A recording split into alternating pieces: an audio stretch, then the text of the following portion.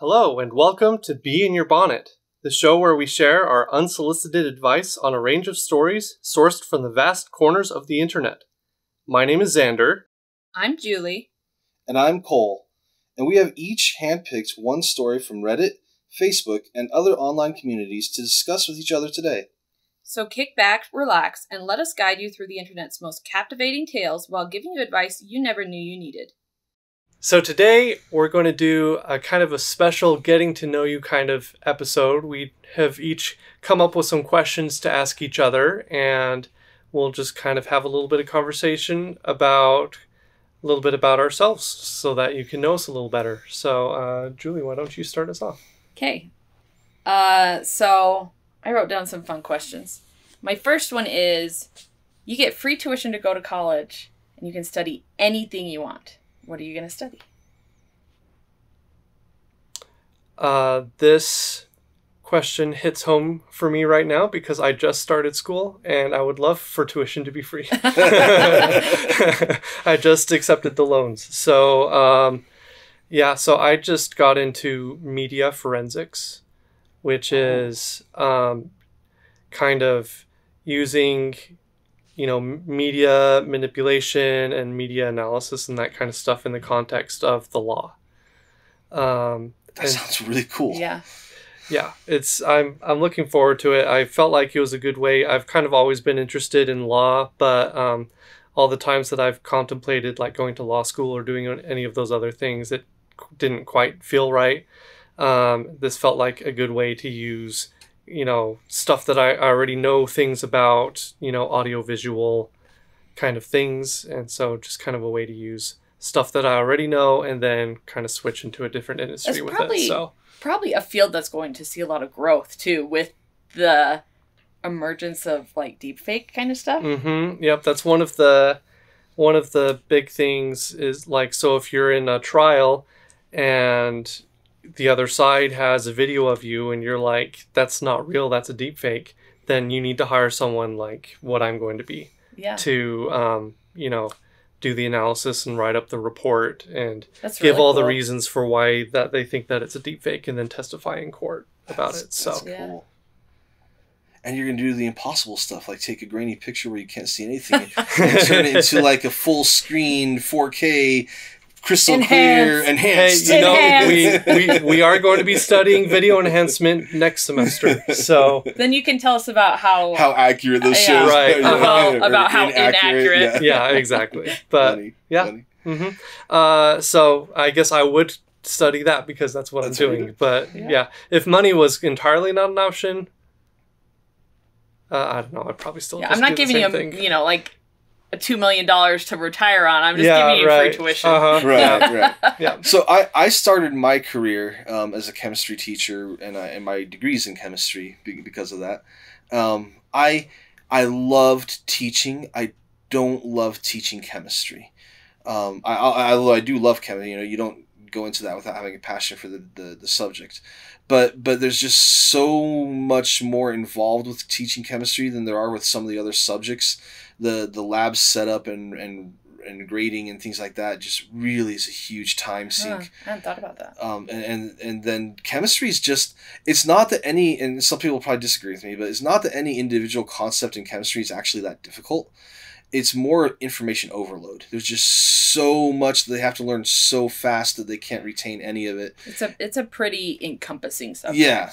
And if I were to go back and do it again, I think I would still want to be a teacher. I do miss teaching a little bit.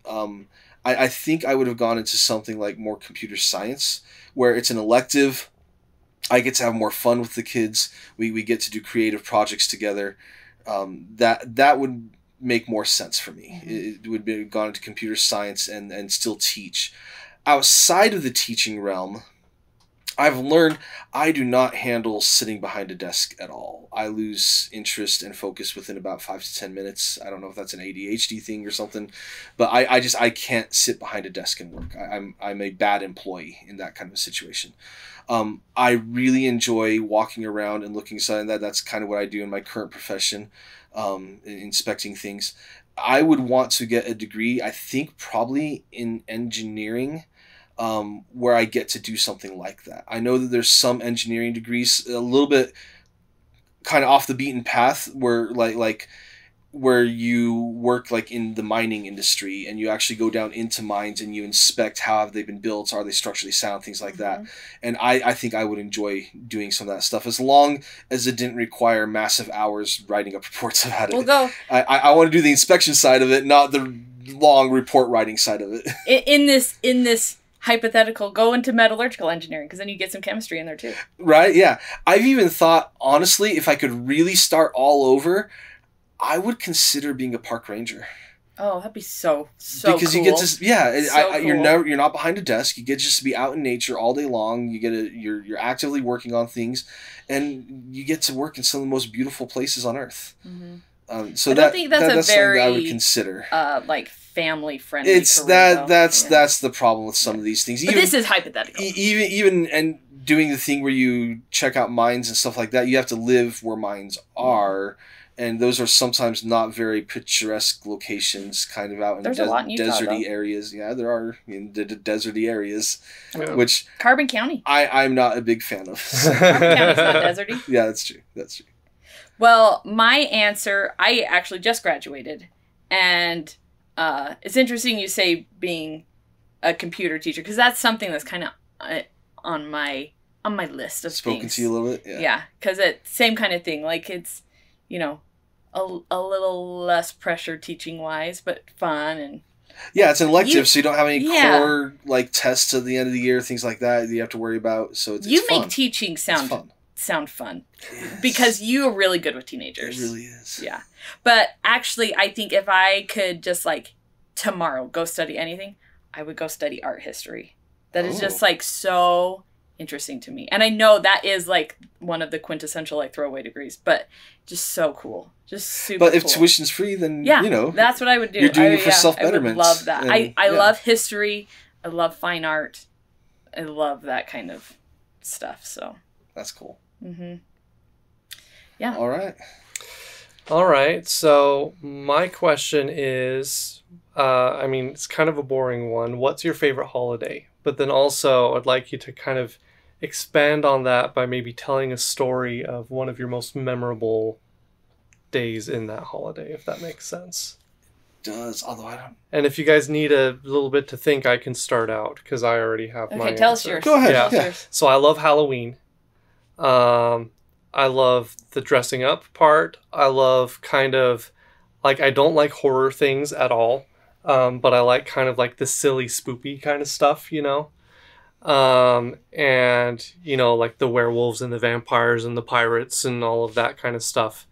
My most memorable Halloween was I was living in the Congo at the time, and my colleagues and I pooled together some money and bought a live crocodile. Things you can do outside of the U.S. It was and I later learned it's an endangered species of crocodile. Like they didn't care over there, and it was a Congo dwarf crocodile, and we bought it to eat. And the thing with crocodile is that the meat spoils very quickly, and so you have to butcher it just basically right when you're going to eat it. And so that's why we our Halloween party was going to be on a Monday, but the market that sold the crocodiles wasn't going to be open on Monday, and so we had to buy it on the Saturday before and then keep it at our house. Right? Oh, have a pet weekend. crocodile for a week. Yeah. Yeah. So, and one of my colleagues grew attached to the crocodile and named him Cody. The Lingala word for that size of a crocodile is Ndoki. And so he named it Cody. And like when we got to the point where like had to kill Cody, he was just so like distraught. You can't name your food. Yeah, I know. He's like, we're killing Cody. and we didn't know what we were doing either. Made a huge mess. Tried to dress it and cook it, and like most of it turned out terrible. The tail meat turned out excellent. And we if I have a crocodile tail, I know who to go to. Yeah, we cut the tail into segments and just kind of plopped it in boiling water, and the tail had like 3 big muscles that ran down it, and when it was cut into segments, like the muscles just kind of formed into little balls. Interesting. And cooked that way, and kind of had the texture sort of a fishy, chickeny sort of texture. So that turned out really good, and it was like probably wouldn't do it again, but like I wouldn't undo it either. It was an interesting experience. You can tell a cool story. Yeah, it was a cool story at least, if nothing cool. else. Cool. So that was my most memorable Halloween for different reasons than why I like Halloween generally. Right. But so my favorite holiday is Thanksgiving, by far. I love that we get to be together with the entire family, that we get to just be together all day, play games, eat good food. It's a very chill holiday. Yeah, kind of go into a food coma for a while, then go eat more food, and it's just a good, fun, happy time, and it's family and food are like my 2 favorite things. I don't necessarily have a specific story for Halloween. Not Halloween. I'm sorry, Thanksgiving. But I do for Christmas. okay. That my family, when we had first moved to the state we're in now, we were struggling financially a little bit, and I had just graduated high school though, and I had a what I thought was a decent paying job, when you first out, and I felt personally felt wealthy.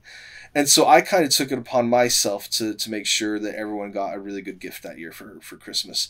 And that was my first experience of really being the giver rather than the receiver of gifts. And it really transformed Christmas for me. That as fun as it is as a child to get the things that you want, it's so much more fun to be on the other end. It's so much more fun to be on the other end and watch people. Too. Yeah. And watch people just light up in their eyes when they see something that they really wanted, that they didn't know they were going to get. And it's a special experience. And that was a very memorable moment for me. That's awesome. Well, you picked a hard question for me.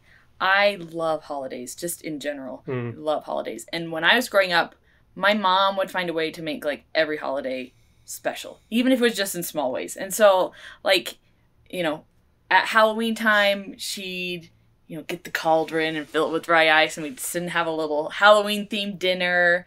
And even, like, Valentine's Day, she'd give us a little treat. Just, like, any way that she could make a holiday special, she did. And I have taken that into my own life. And I love that. Like, it brings me a lot of joy to do that, to make a day special. So I really don't think I could pick a favorite holiday, because I just love them. But I will say, lately, I have really enjoyed Valentine's Day, because we've kind of started celebrating as a family, and I've kind of given myself permission to cook a fancy meal, like a more fancy than I would ever make on a normal basis. So the past couple of years, it's been like I get to experiment with new recipes, new cooking techniques. My family kind of expects like, oh, mom's gonna be in the kitchen today, and like I just get to do that, and it's something that's it's not something I get to do on a regular basis. Spend a little more money on nice ingredients. And it feels really fun at the end of the day to like sit down and be like, look at this fancy meal we have. So I've really enjoyed that. And I wanted to say my most memorable Christmas too, because I like this story. When I was 9, my parents bought us a house for Christmas. So they had already been planning on moving, and so they kept it under wraps. And it was like Miracle on 34th Street, where you walk into the house and it's like my mom had decorated a tree. There was all these presents under the tree. The house was empty. We played in all the rooms. I think back to that Christmas, and it was like so magical and so special. Just, I don't know. I grew up with a mom that really went out of her way to make holidays fun. And I really appreciate that and try and do that for my kids. That's fun. Yeah. Well, I guess for my question, I've been going back and forth on a couple of ideas, but the one I'm most interested in hearing from you guys, is there a food that completely ruins a dish for you? Something that you hate so much, if it's in there, game over, I don't want to even touch it. For me, it's horseradish. It's like the worst stuff on earth. if it even touches my food, it's like nope, never, no. Really? No. Oh. Even like and like wasabi. Wasabi's like even worse. Oh, I wonder if there's like a cilantro gene, but for horseradish. Yeah, maybe I have like some. No, I just hate it. It's just really. Yeah, I hate anything wasabi flavored. I hate actual wasabi itself. I hate any, like, it just drives me nuts when you go to like a fancy meal or something and like the chef's like all proud, like, I put horseradish in my mashed potatoes. Like, why? You just ruined them. Oh man, I love horseradish. No, I cannot touch the stuff. It ruins there's other things I don't like. I'm not a huge fan of mustard. I'm not a huge fan of some other things like mushrooms or stuff like that. But like, they don't ruin things for me. Like, I'll still eat it. But horseradish, nope. That's a game over. One of my comfort foods is like going to Arby's and slathering horses. And I'm like I'm okay with spicy things, but I don't like go out and seek them. I love horseradish. It's not the spiciness either. Yeah. It's just the flavor. I love the flavor. Yeah. See, and I honestly don't. I couldn't name something. Like, I never been a picky eater. I've never had difficulty with any food. Never had a least favorite food. I kind of wish I was like that. I kind of wish I could just enjoy everything. Honestly, it's great. Yeah. Sometimes the only time that I'll ever have issues with food is occasionally if there's like a texture issue. But even then, I don't feel like I have a lot of those. Like, I do remember when I was probably about 12, we were in Mexico. And because I'm an adventurous eater, I was like, I'm going to order the octopus. And I was like, this is going to be so cool. But it was a plate of just like octopus tentacles. And they're very chewy. It was like a huge plate of them. Tentacles were on there. They stuck to my fork. And I was like, I don't know about this. Like, I was like, I regret all my life decisions. So yeah, I think like one-offs here and there, that sort of thing. But if the octopus had been prepared differently, it wasn't just like a plate of tentacles, might have really enjoyed it. Yeah, but no, I don't really think I have anything. Interesting. Yeah. I'm generally not a picky eater. You know, you don't like mushrooms. Well, you beat me to the punch there. Because it's so well known in our family. I'll just jump right into what. I'll skip the preamble and just say mushrooms. Yeah, I just. Which is another one to me. I'm like, what? For my entire life, whenever there's been something with mushrooms in it, and then I take a bite and I'm like, this has mushrooms in it, doesn't it? And the response always is, oh, you can't even taste them. If you can't even taste them, then why put them in? Oh, you can taste them, and they're so good. And good. It's one of those things where even if it's like one mushroom in like a pot of whatever, you're like the princess and the pea, but you're the princess and the mushroom. I guess it ruins the whole flavor of everything, and I hate mushrooms. Well, so yeah, and you ever see where they're like, here's our vegetarian steak, and it's like a giant mushroom? I'm like, oh man, that looks so good. Like, I would eat that. That sounds so awful. So happy. That sounds so I think I would rather die. I love mushrooms. It's like, mushrooms, I don't do well with the texture. I'm kind of okay with the flavor.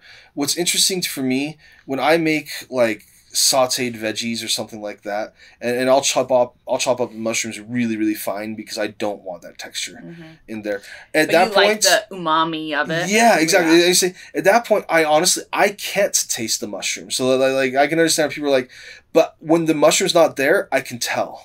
It's like, I really love it when the mushroom's there. Like, there's something about it, but it's like, it's not a mushroom flavor to me, but it just tastes better. Mushrooms are a natural umami like, pull out the flavors of other things. Yeah. And so I actually have, at Trader Joe's, they've got all these spices that are called everything but the, and actually I think this one's not called that, but it's the same, like, idea. It's called Mushroom Company or something like that. And it's like powder, like mushroom powder that you just can put in things, and I love it. So if it's not mushrooming enough, but don't put it in Zander's food because he will taste it. When I was a child, my mother would make beef stroganoff with cream of mushroom soup, and she would get me. This was when I was very, very small, and Feifel Goes West was one of my favorite movies. And she would get me to eat it by saying it was mouse burgers. And, like, to this day, she'll tell this story, like, believing that, like, calling it mouse burgers made me not realize that it was mushrooms. And I did. Like, I did realize it was mushrooms, and I still hated mouse it. Burgers must taste gross. Yeah, no, it's like, I ate it because it's like, oh, mouse burgers, but I still hated it. So I was going to ask you, can you tell when they use cream of mushroom soup? Yes. Yeah. That might be the trauma that caused me to hate mushrooms, was that beef stroganoff. I have literally made cream of mushroom soup to just eat as soup before, so... Because you love mushrooms so much. I love mushrooms.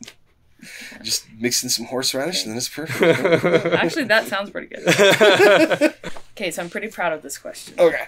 Maybe this is like basic girl PSL question, but I like it PSL? anyway. Pumpkin spice latte. Oh. Which it is now PSL season. I've never even had a pumpkin spice latte. And honestly, I actually don't really love pumpkin spice that much. It's meh. But continuing. It is a crisp autumn day. The temperature is perfect and you have nothing to do. Where are you going to go? What food are you going to eat? And what movie are you going to watch? Or just one of those things. I'm going to be the really, really boring person and say the weather doesn't matter to me. I'm staying in my house and playing a video game. So that kind of day would have no impact on the choices you made? None at all. None at all? Nope. How about you, Cole? Gosh.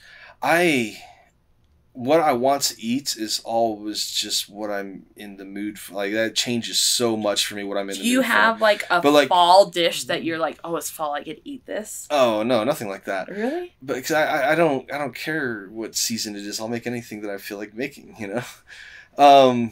But I do have kind of my go-tos, my fallbacks. Like, I really love a good Asian buffet. Mm-hmm.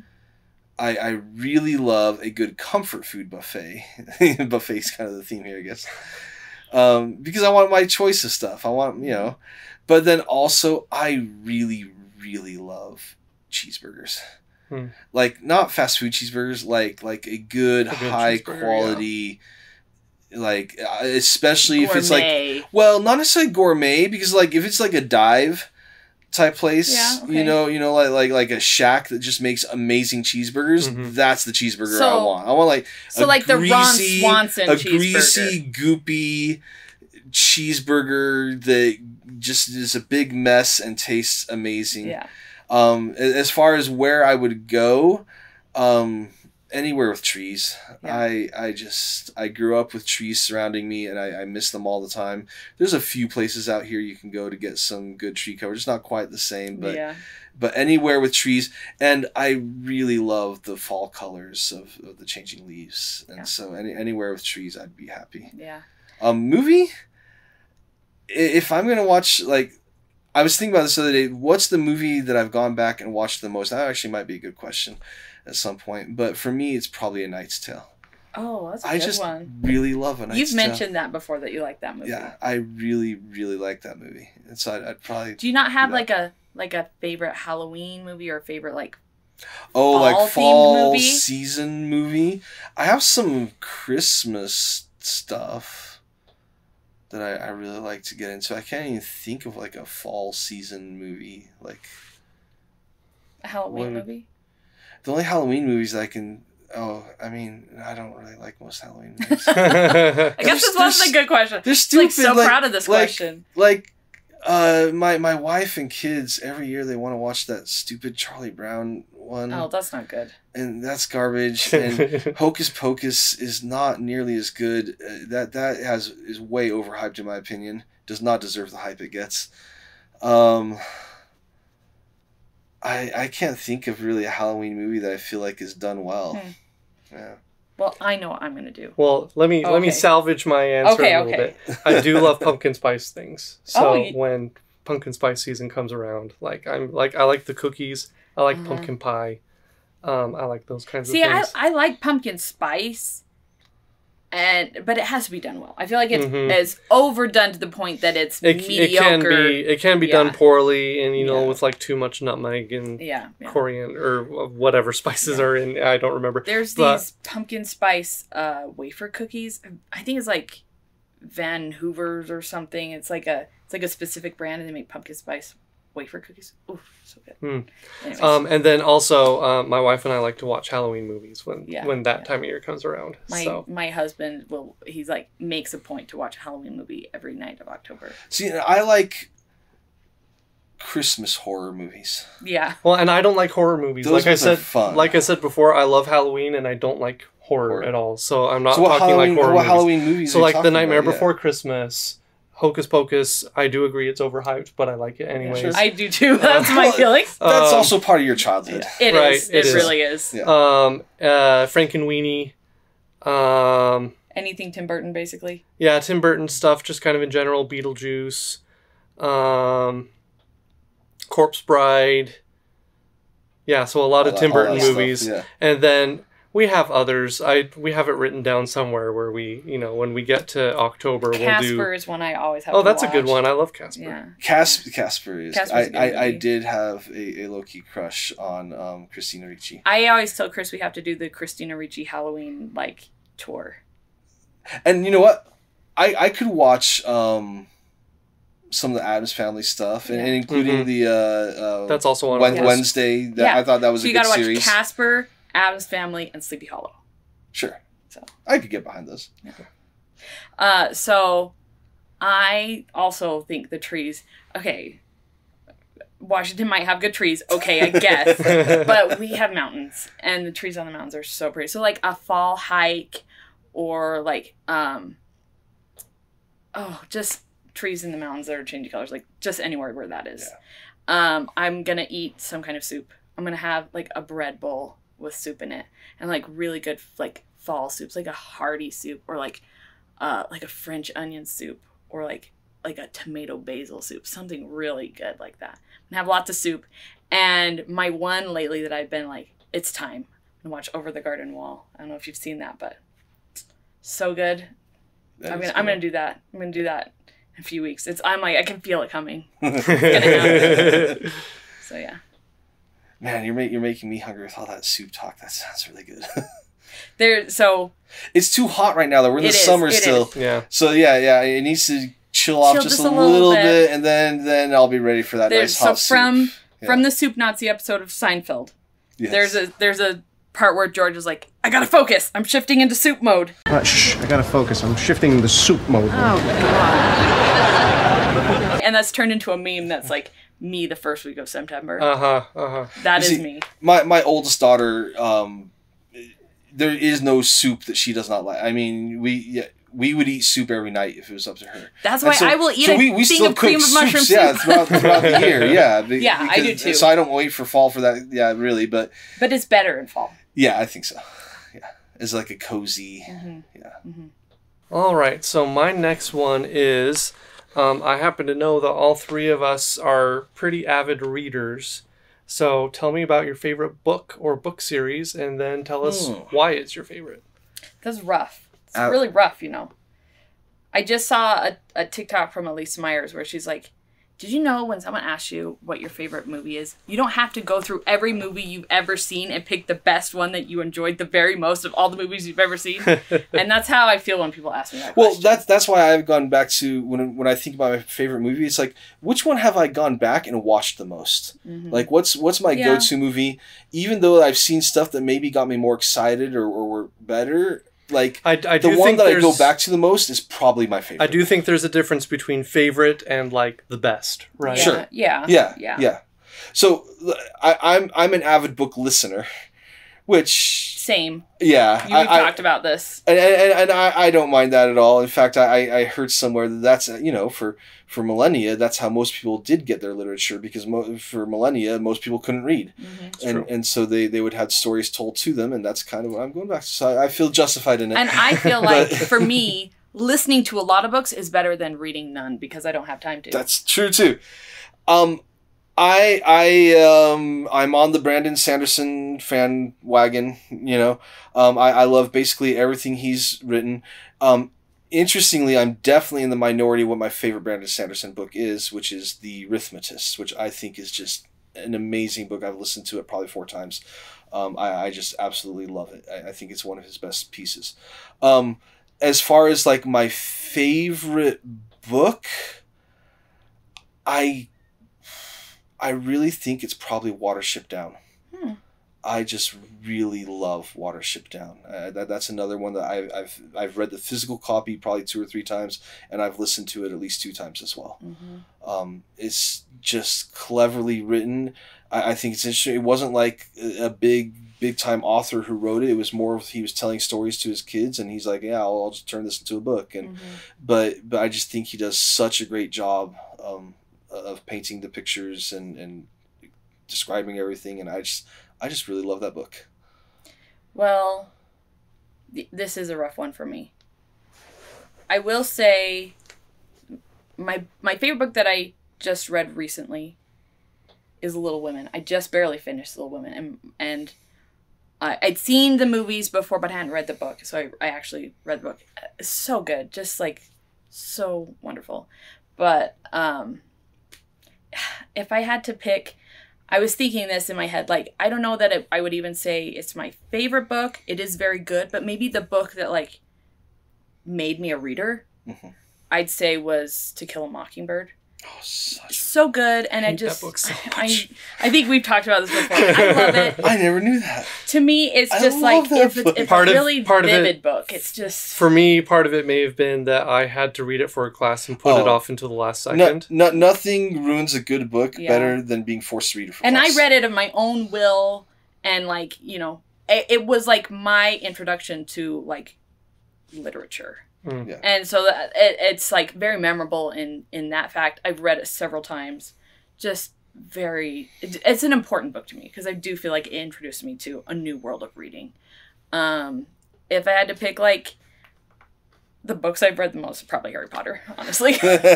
And they're good. So there's nothing wrong with that. Nothing wrong Harry with it. Potter is a good, solid series. I just reread them, and they're they're very well crafted. They are, and every time I read them, I like pick up on something new, and the details that are carried through the whole series are great. Yeah, very good.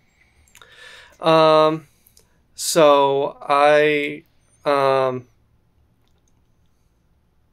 gonna cheat a little bit and break this into a few little parts. My favorite American novel is The Great Gatsby, which, interestingly enough, that is one that I had to read for a class, and I still loved it anyways. And that's one that I, like you, don't like very much because I was pressured into reading it, had to read it before, that kind of thing. And I probably would like it more otherwise. I had to read it for class. I don't think that's what ruined it for me. I think I just hate it. I'm kind of weirdly drawn to these books that sort of eerily predicted future events. And so, and I mean, predicting the Great Depression maybe wasn't the most difficult thing in the world, but in retrospect, but he did kind of predict the Great Depression, sort of, in a way. And that's kind of one of the themes of the book, is that the Roaring '20s were kind of roaring a little too loud. And yeah, I just found that really interesting. And I think at the moment in time that I read it, I was also just kind of, I was a teenager, and I was in kind of a frame of mind where I was working through puberty sort of feelings and things that like Gatsby was working through and that kind of thing. So it was like, anyway, so I like it for that reason. It does have that kind of teenage drama kind of feel to it. But my favorite American author is Edgar Allan Poe. I love Poe. I love practically everything that he's written. My favorite short story ever is probably The Cask of Amontillado. Oh, that's a good one. Yeah. And which is interesting since I don't really like horror, but I like his horror stories. So there you go. They're very suspense. They're more like thrillers than they are like horror. Yeah, I agree. But by far and away my favorite books are Tolkien's writings, and I know this surprises neither Nope. my co-hosts. But, you know, funnily enough, when I was young when the movies started coming out, and in my kind of normal contrarian sort of way, I convinced myself that I hated them. Just when they started, like, being the cool thing that everyone in school was talking about, I was just completely uninterested and avoided everything that had to do with them. And it wasn't until about 6th grade, my mom checked out The Hobbit from the library because she thought that I would like it. And I was like, Mom, why would you think a thing like that, you know? This is popular. I can't like it. And it was the illustrated version by Alan Lee, illustrated hardcover. And finally, after the book was like sitting there for a couple weeks, I flipped through it and found just this gorgeous illustration of Smaug destroying the side of the mountain. And that's what made me go, okay, I'll read it. And instantly fell in love, read The Lord of the Rings, read the Silmarillion, read everything. You know, and I think modern fantasy writers in general kind of take the wrong takeaway from Tolkien.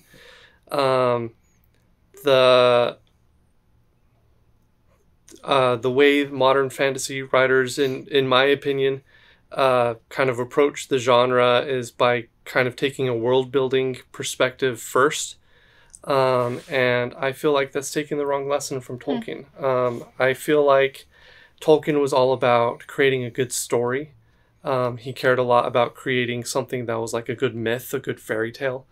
And he knew that to do that, you need to supplement that with like kind of a, you know, folk traditions and a mythos and that kind of thing.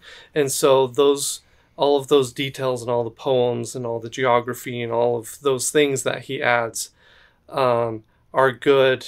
But they support. They're supporting details. Yeah. They're good supporting details, and they help the story to come through. I do think modern fantasy has really taken a like political approach.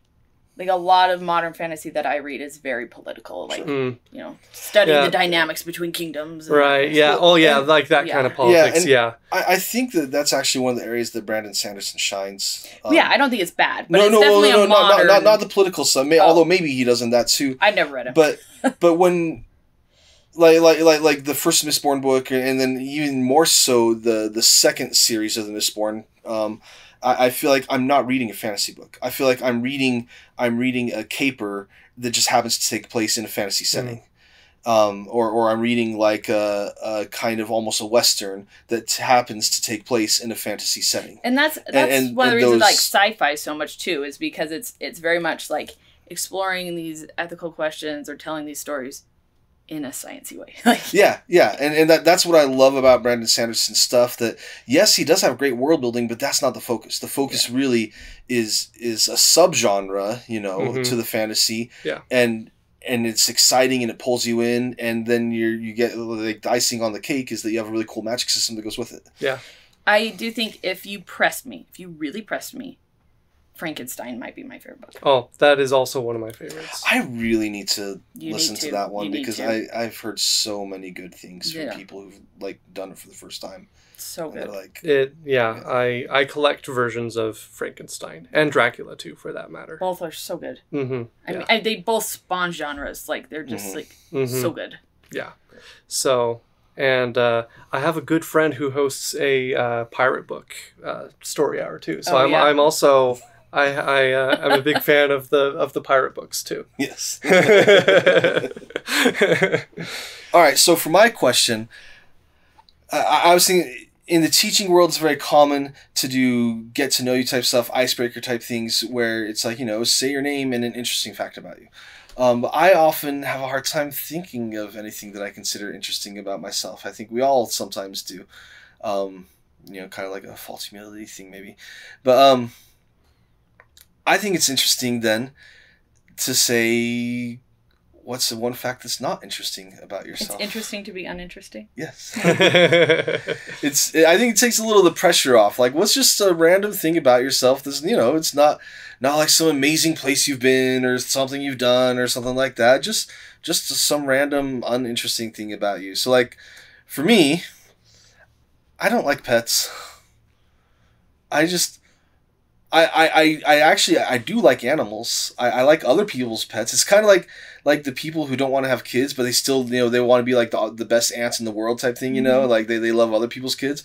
I love other people's pets, but they're work, and they cost money, and they don't live very long, and then all they give you back is love, and that's not enough. At least my kids mow the lawn. What a cynical person you are. So I'm just not. You're not supposed to say that out loud. What about you guys? Is there anything uninteresting about you? I already told you I don't know that I love this question, because to me that is interesting. I don't think that there's anything that you can tell me about yourself that would be interesting to me. So I reframed it as, what's something that's insignificant, like an insignificant fact about you. Sure. Because in my brain, that's easier for me to like think of that. Because anything I thought of, I was like, well, that is kind of interesting. So my one that I was thinking of, a few years ago, we noticed that my daughter has these dimples on her shoulders. And we were like, oh, like it's super cute. Like when she wears a little sundress, like she has these little dimples. And then I had another daughter that had them. And then I was like, I have them too. It's like a kind of rare genetic physical feature. Huh. Yeah, so I have dimples on my shoulders. That is cool. Yeah. My one daughter has one that's... You mean that's not cool? I mean, it's not uncool. It's just insignificant. It's not like a big thing. But one of my daughters has one that's like so deep that people are like, what happened? Oh, that's funny. It's really like, we've even brought it up with the doctor, like, is this like normal? And he's like, it's just a weird thing. So yeah, that's my insignificant thing. That's fun. All right. So in the Pirates of the Caribbean 5, there is a constellation that's important to the story of the film that is 5 stars, shaped like Poseidon's trident. And we later learn that a character in the film has that tattoo. I do not have that tattoo. I do not have a tattoo of the Poseidon, or the trident of Poseidon. But if you did have a tattoo, that would be it? Probably. But I don't, so... That is uninteresting. Yeah. That is actually you don't uninteresting. Have any I think that was a good one. We always kind of tease my mom because she went through radiation about a decade ago. Uh-huh. And she's the only one in our family that has a tattoo, because they tattoo a little spot so that they get the same spot every time. So I was like, Mom. Yeah. Oh, that's funny. All right. Well, on that uninteresting note. Yeah. That's the end. Hopefully we all know each other a little better. Yeah. This has been Be in Your Bonnet.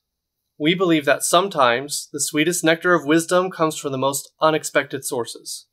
Remember, here on Be in Your Bonnet, you, the audience member, are not just a listener, you're not just a viewer, you're part of the hive. The world is filled with buzzing minds and unsolicited wisdom. Why not join the conversation?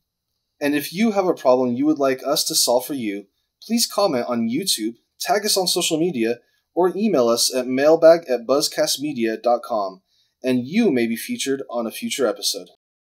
We have new episodes releasing every first and third Friday of the month on YouTube or your favorite podcast service. Thank you, and until we meet again, this has been Be in Your Bonnet.